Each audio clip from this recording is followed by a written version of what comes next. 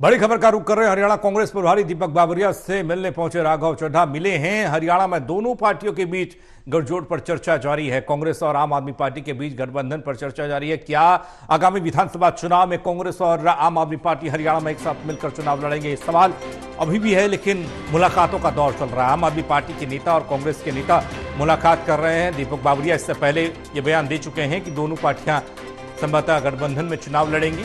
इससे पहले लोकसभा चुनाव के दौरान भी एक सीट आम आदमी पार्टी को कांग्रेस ने हरियाणा में दी थी। कुरुक्षेत्र लोकसभा सीट पर चुनाव हुआ था। हालांकि हार का सामना गठबंधन को यहां पर करना पड़ा, लेकिन उन सबके बावजूद कुरुक्षेत्र लोकसभा सीट में आने वाली विधानसभा की कई सीटें ऐसी थी जहां पर आम आदमी पार्टी के उम्मीदवार को बढ़त मिली थी, अच्छी खासी वोट वहां पर मिली थी। लेकिन ऐसे में क्या गठबंधन होगा, ये एक बड़ा सवाल अभी भी बरकरार है। प्रदीप कुमार एसोसिएट एडिटर जुड़ रहे हैं हमारे साथ। प्रदीप, एक तरफ टिकट को लेकर, उम्मीदवारों के नाम को लेकर सस्पेंस, दूसरी तरफ हरियाणा विधानसभा चुनाव में आम आदमी पार्टी और कांग्रेस के गठबंधन को लेकर सस्पेंस, दोनों तरफ से किस तरीके से देखा जाए? क्योंकि इधर राघव चड्ढा की मुलाकात दीपक बावरिया से हुई है, क्या कुछ इस बातचीत के दौरान रहा है?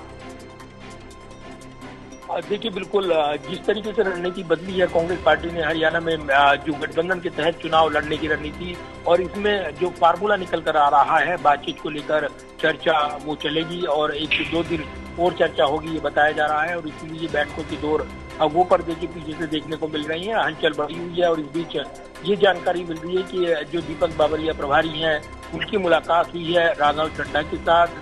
औपचारिक पुष्टि इसलिए नहीं क्योंकि ये बातचीत की प्रक्रिया है और जब बातचीत चलती है गठबंधन को लेकर, तब ऐसी बैठकों की जानकारी सार्वजनिक नहीं की जाती है। लेकिन ये जानकारी निश्चित तौर पर महत्वपूर्ण, जब गठबंधन को लेकर रणनीतिक तौर पर चर्चाओं का दौर शुरू हुआ है और ऐसे में जो फार्मूला, टिकट फार्मूला, जो सीट शेयरिंग का फार्मूला, उस पर चर्चा होनी है।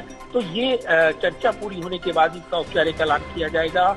ये सूत्र दावा कर रहे हैं कि 10 सीटों पर क्लेम किया है आम आदमी पार्टी ने, क्योंकि कुरुक्षेत्र सीट पर वो लड़े थे और विधानसभा सीटों के लिहाज से अगर वहां 9 सीटें थी तो 10 सीटों उन्होंने मांगी हैं। अब 10 सीटों पर फार्मूला तय होगा या 7 सीटों पर या 5 सीटों पर, इस पर तस्वीर साफ नहीं है।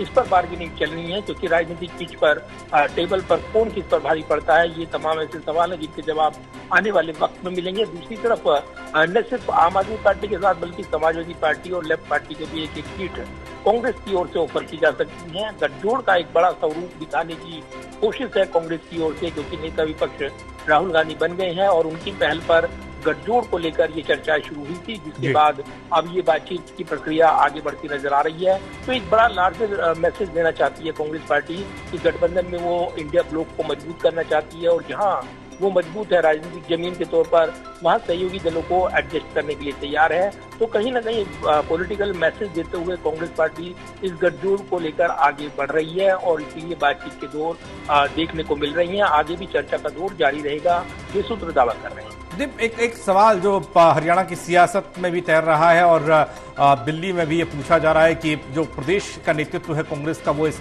गठबंधन के खिलाफ दिखाई दे रहा है। दूसरा ये कि ये बार बार सवाल कि आम आदमी पार्टी का जनाधार उतना मजबूत नहीं, फिर क्या मजबूरी ऐसी कि कांग्रेस गठबंधन करेगी?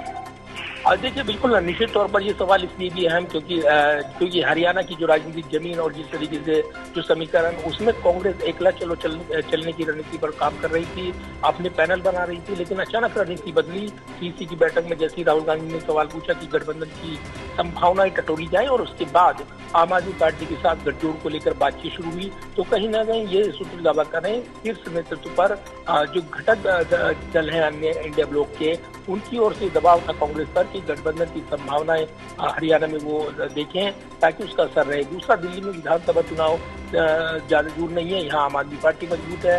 ऐसे में आने वाले समय में जो बातचीत होगी गठजोड़ को लेकर, स्वाभाविक गठजोड़ को लेकर, उसमें संभावनाएं कांग्रेस अपनी देखेगी और इसलिए ये कहने का मौका होगा कि हरियाणा में हमने आपको एडजस्ट किया, दिल्ली में आप हमें जगह दीजिए। तो कहीं ना कहीं ये एक हाथ से दें और दूसरे हाथ से लें, इस तरह की रणनीति नजर आती है। और इसीलिए ये गेम पावर भी इस वजह से, क्योंकि आम आदमी पार्टी और कांग्रेस के बीच सीट शेयरिंग का फार्मूला तय होना है, उस पर मोहर लगने के बाद ही ये तस्वीर बनकर उभरेगी कि दोनों कितना दूर तक साथ चलने के लिए तैयार होंगे। विधानसभा की चुनाव की चुनौती है और कांग्रेस वोटरों को एकजुट रखना चाहती है, इसीलिए बदली रणनीति में उन्होंने गठबंधन का फार्मूला अपनाया है ताकि आदर्श वोट को बिखराव से वो रोक सके और एक बड़ा पॉलिटिकल मैसेज दे सके। चलिए, बहुत शुक्रिया प्रदीप आपका तमाम जानकारी के लिए। तो अभी भी इस गठबंधन के हो जाने का ऐलान होने का इंतजार